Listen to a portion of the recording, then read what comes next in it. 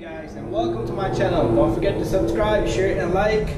In today's video, you might want to watch this video thoroughly, and you might want to take some notations, and that will give you an idea of a few things that you do want to check, and that will prevent you from being tricked into buying a bad car with a bad transmission, bad tires, check engine light might pop up. A lot of things can happen, okay?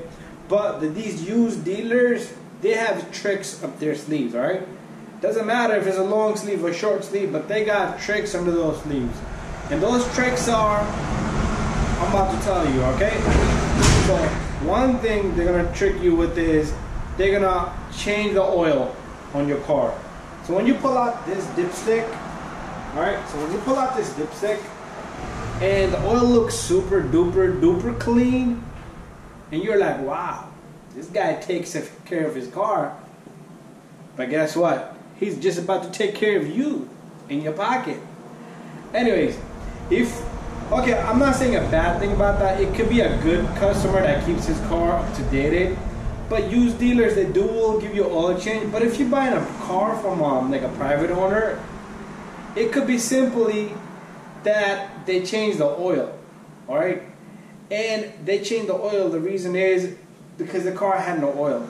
The car engine burns oil, okay?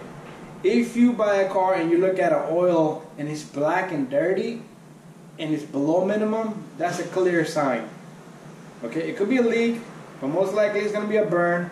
So best way to buy a car is to get you the idea that this engine does not burn oil, that oil is dirty and black and it's up to level, okay? That's one thing you could check. That's a good tip I just gave you, because I check that a lot of time. When I do an oil change in the car, I do check before I pull out all the oil. I pull out the dipstick and I take a look, and I let the customer know not enough oil came out, and I do make a notation on my books, especially the new Hondas 2013, 14, 15, 16, 17. Big problem with those. Anyways, let's put this back.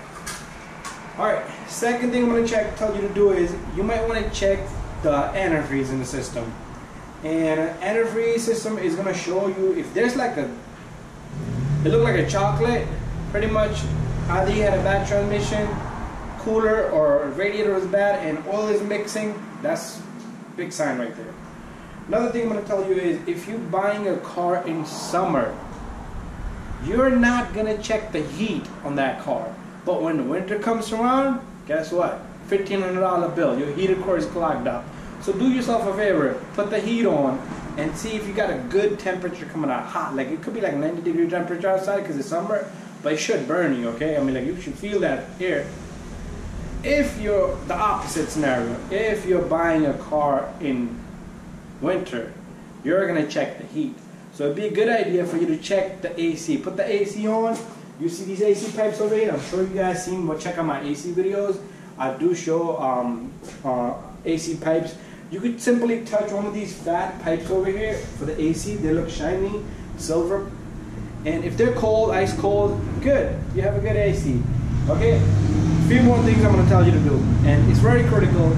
You could take your car to a mechanic because you're not going to be able to get underneath the car. Take the car for a test drive. Listen to the car. If it's making clank, clank, clank noise, you're probably going to spend over like $1,200, $1,500 just on the suspension, probably more. And check your belts. Put the AC on. Look at the batteries. The battery has corrosion. You know, those are minor things you could probably just do yourself. Batteries, what, 120 bucks? Probably less. Do yourself. If you go to a mechanic, you're going to pay like 150, 60 bucks. But no problem. More things you can check is, before you buy a car, make sure you take the car to a test drive. Big thing, okay? When a customer comes to me, they want to pay me 150 bucks to test drive a car, to check if the car is good.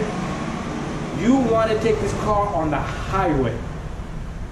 You want to put at least 40, 50 miles. If you can put 90, even better. Put 90 miles on the car. Take it on the highway, put it on a turnpike, take it on 280, Garden State Parkway if you live in Jersey. Hit that highway, okay?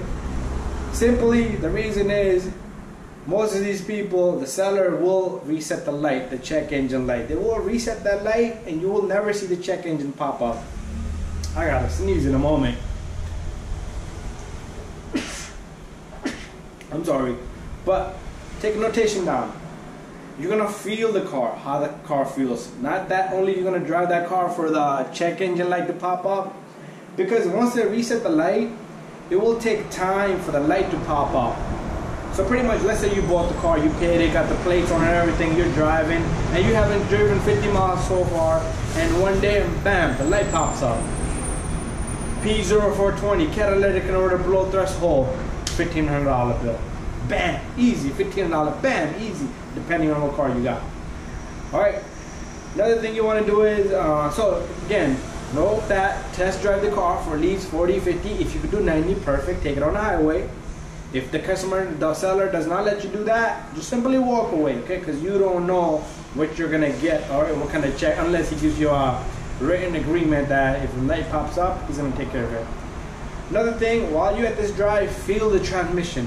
Because once that car is 60, 70 miles per hour, you should feel a steering shake. It could be a problem with the suspension, bad balancing.